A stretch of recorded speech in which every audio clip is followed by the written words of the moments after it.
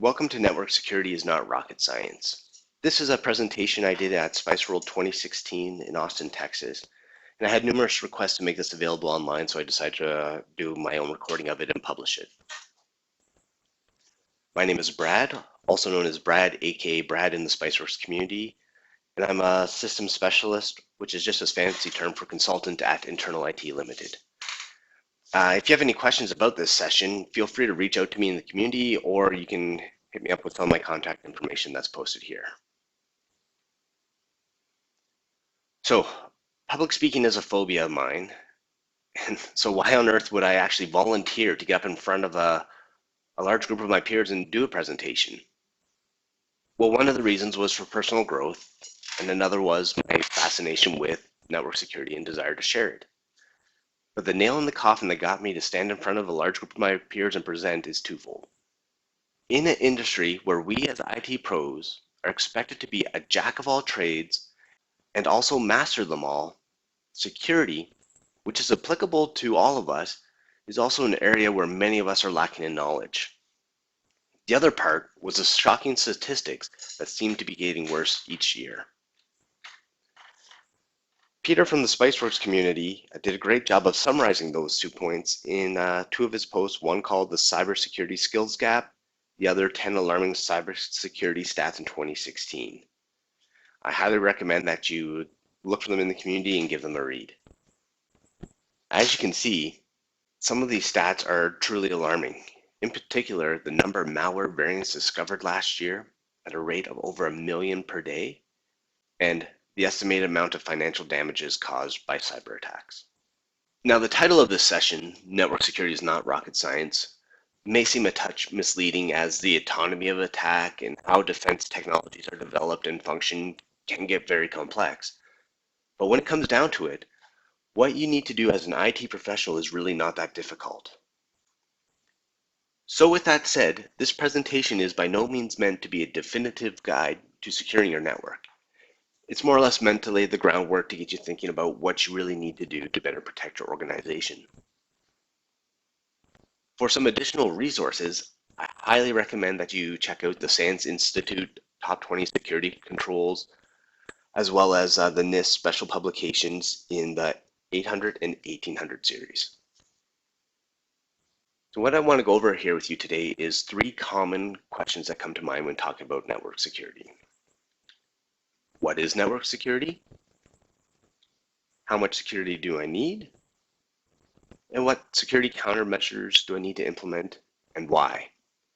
I'm going to quickly go over number 1 and 2, as each can be a talk on their own. And we're going to spend the majority of our time today on number 3. What countermeasures do I need to implement, and why? For the first question, what is network security? Some common things that come to mind when defining it are: it's about keeping the bad guys out. We know there's people who will try to break into a network just to see if they can, but there's of course many more with malicious intent out there. For some of us, we also see it as protecting sensitive company information. Your company has something of value: customer lists, patents, trade secrets, employee information, and more. This is something they do not want others to have.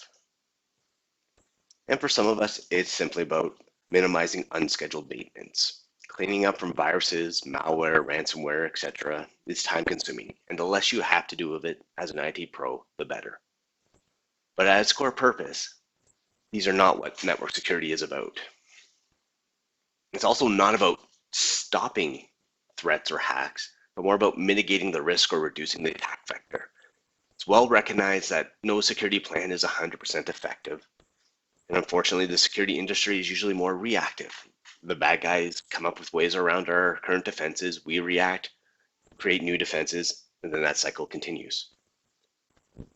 So this brings us to the true reason why companies implement security.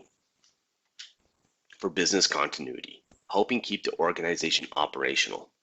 This is a huge topic on its own, and it covers areas like financial impact of data breaches, cost of user downtime, the effects of ransomware, corporate espionage, and much, much more. Second question was, how much security do I need? And the simple answer is, just enough. Common sense would dictate that you wouldn't spend more on protecting your assets than those assets are actually worth. But keep in mind, this evaluation should also include the estimated potential damages that a compromised asset can incur, including, again, wage losses due to downtime, lawsuits, tarnished company reputation, and others. This also doesn't mean that if you determine your company doesn't have much of value, you don't need any security.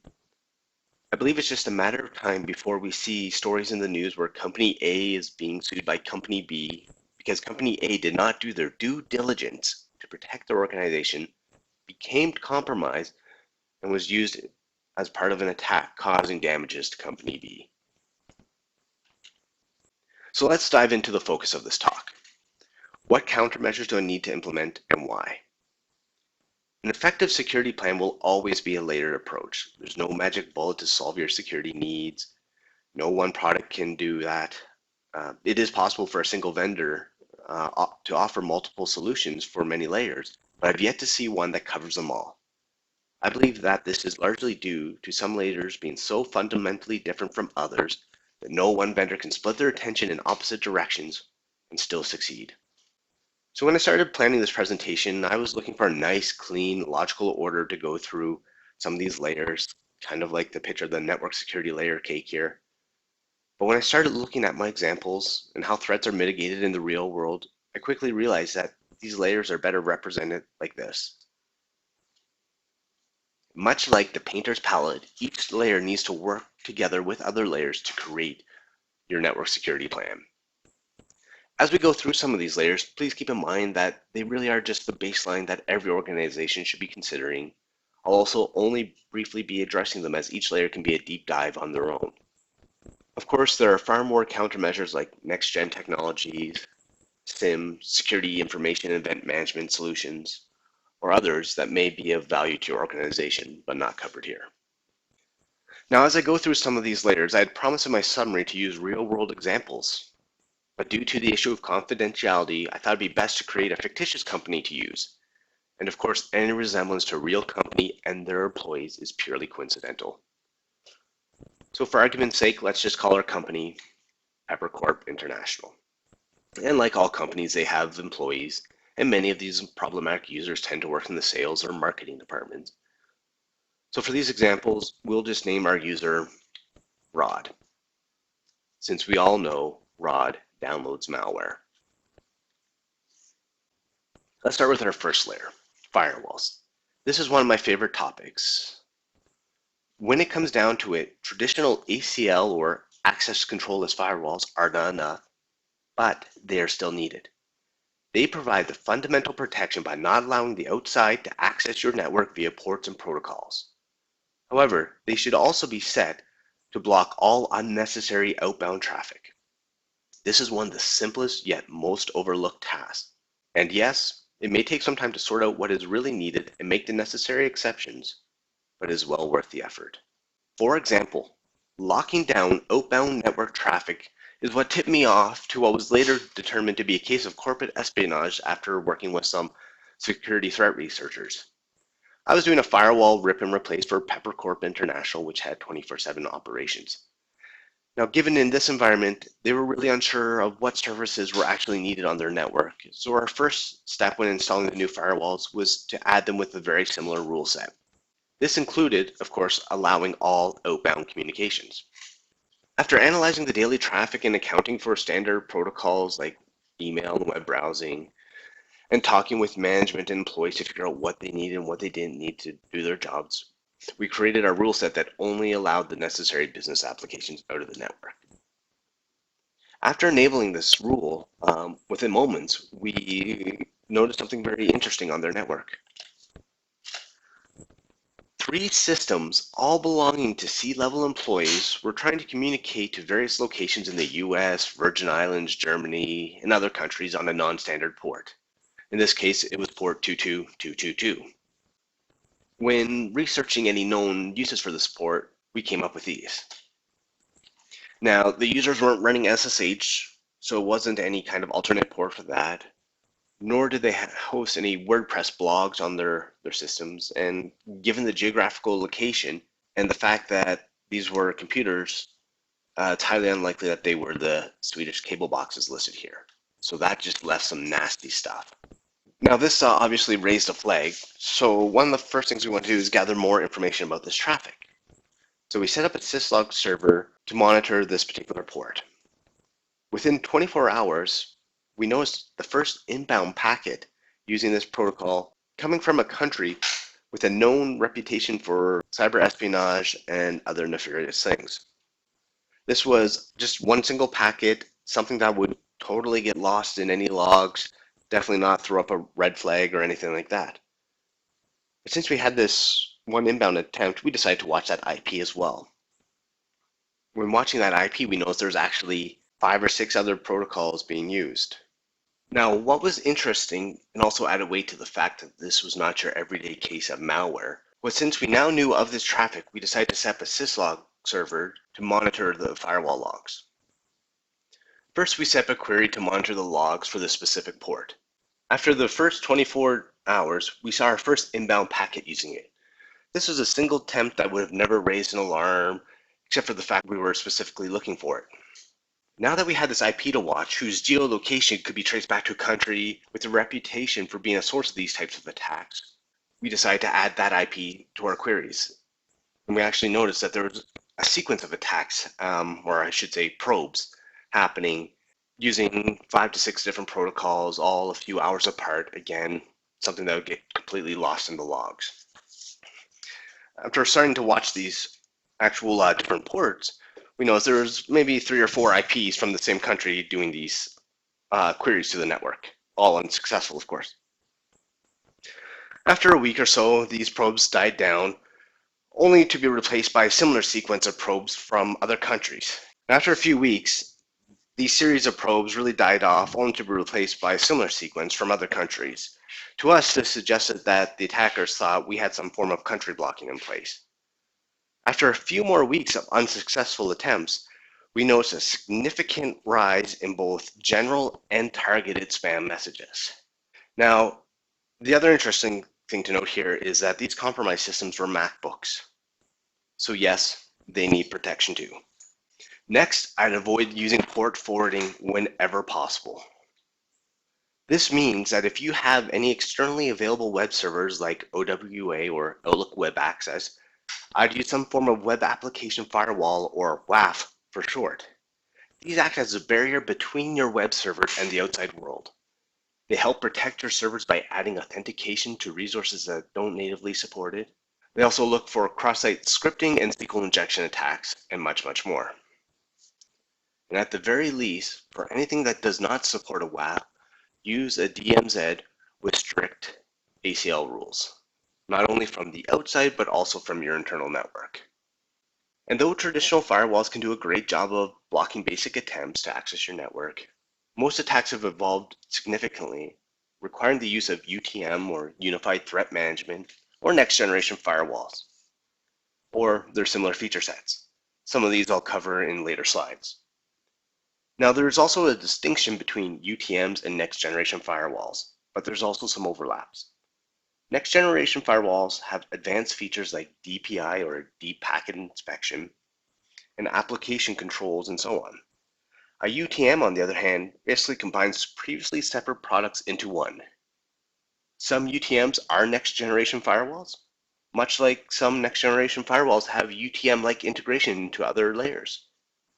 I tend to lean towards these all-in-one systems versus separate solutions, especially for the SMB or small medium businesses, due to their simplified management and reduced administrative overhead, which can free up valuable man hours for small IT departments or one-man shops.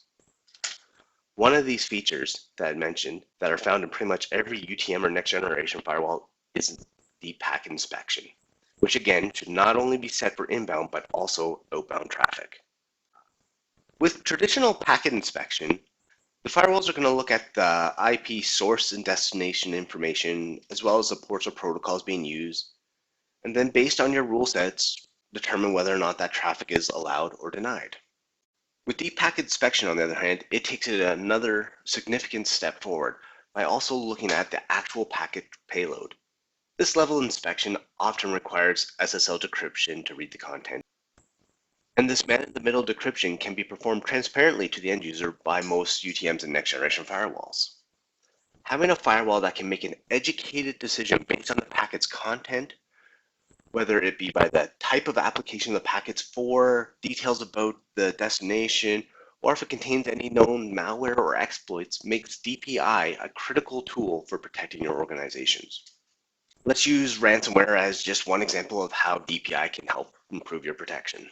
We'll take our typical user Rod, and let's say a system gets infected with some form of ransomware. In this example, it really doesn't matter how it got infected. It could be by visiting a malicious web page, opening an email attachment, or finding a USB stick in the parking lot, plugging it in, thinking it was a good idea. Now that this piece of ransomware is on Rod's system, the next step is for it to communicate with its command and control server to obtain the encryption keys that it needs to hold the data hostage. This is often accomplished by using communications over port 80 and 443 since they tend to always be open from the inside to allow web surfing. With deep packet inspection configured, the firewall will now be able to see that the traffic which would have traditionally been approved actually has malicious intent and will prevent it from leaving the network to complete its task. Keeping with the network layer, segregation is a great and cost-effective way to improve security. Depending on your needs, this can be done with separate hardware or the use of VLANs. Isolating your internal network from your guest one is a no-brainer.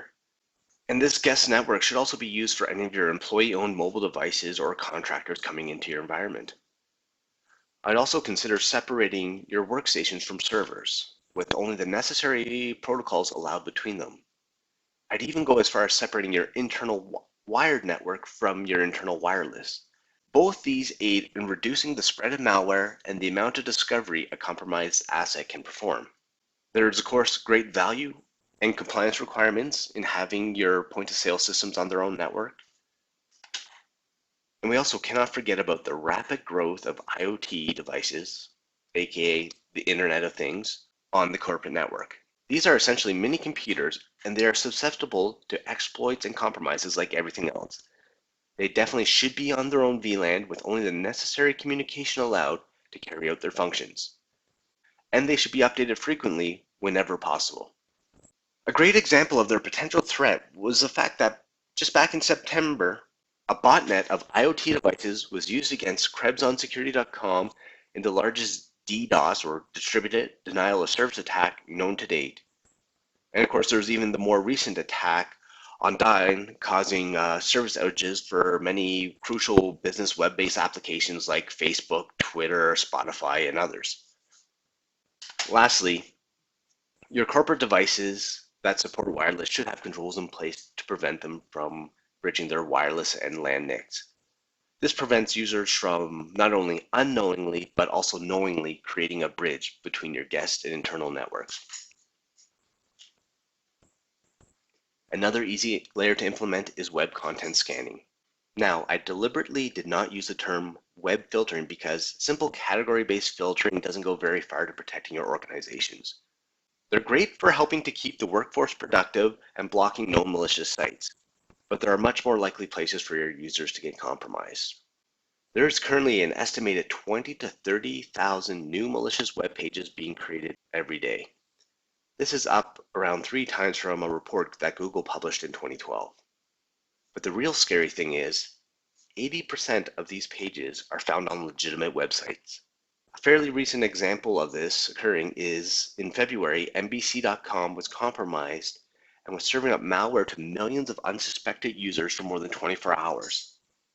This is where having a technology in place that actively scans a site's content, not just its categorization, aids greatly in reducing the chances of a user being compromised. And of course, with more sites moving to SSL by default, which is a good thing, there's a large need to have solutions that can decrypt and analyze that traffic, including files prior to being downloaded.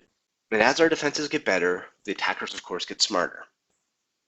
There are now forms of ransomware that will use the Tor or onion router to evade detection at the network level. Being able to see the packet's content and identify the application traffic allows you to block unapproved web applications that could be used in an attack. Okay, so first and foremost, antivirus is not dead, but it has definitely changed. Signature-based antivirus is a very effective method for detecting known forms of malware. However, with the millions of new malware variants being discovered every single day, it's also impossible to generate and distribute that many signatures. That's why we're starting to see a lot more vendors add behavior-based analytics to their solutions. Not necessarily looking at who's causing an issue, but looking for what's happening and then working its way backwards. Most antivirus providers have also added web protection features to protect users that are not solely using their devices behind the corporate firewall. And I think this goes without saying, but I will anyways, you must have central management. You need to know if your AVs are up to date, if policies are being applied, if there's any systems that have an infection or other nefarious things happening. So this brings me to my next point. As we know, no solution is foolproof. Things will get through the cracks and zero-day exploits exist. I've had people say to me, I love vendor XYZ, I never get any infections. Usually though, after some clarifying questions and discussion, we find out that their product is not notifying them because it's not catching anything, or very little.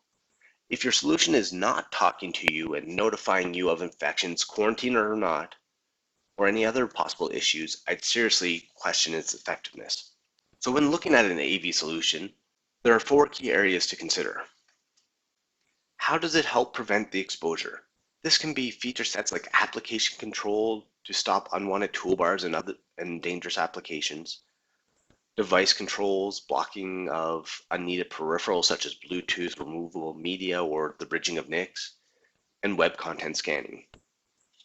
Next, how does it prevent the execution of known malware, and how does it analyze files to detect and block unknown malware?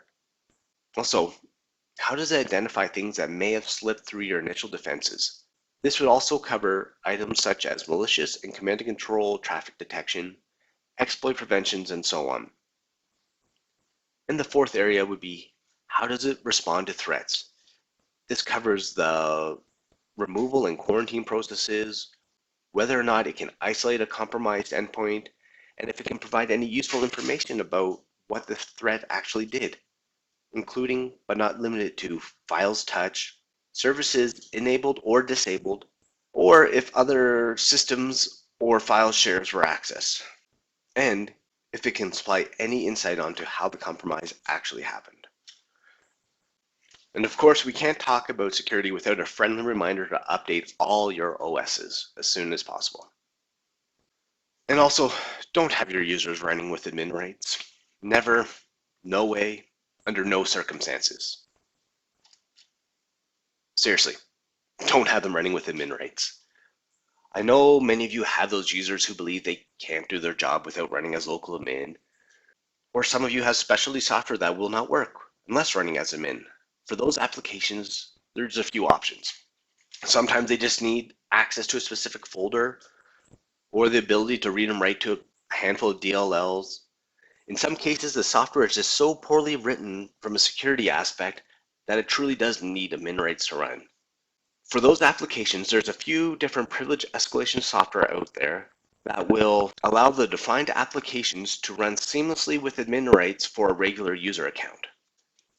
To drive this point home, most Microsoft vulnerabilities require admin rights to be exploited. Patching third-party applications is far too often overlooked. I know many of you have older versions of Java or anything with Adobe in the name, because every time you blink, there's a new update. So keep in mind that new update usually means that there are also new exploits found.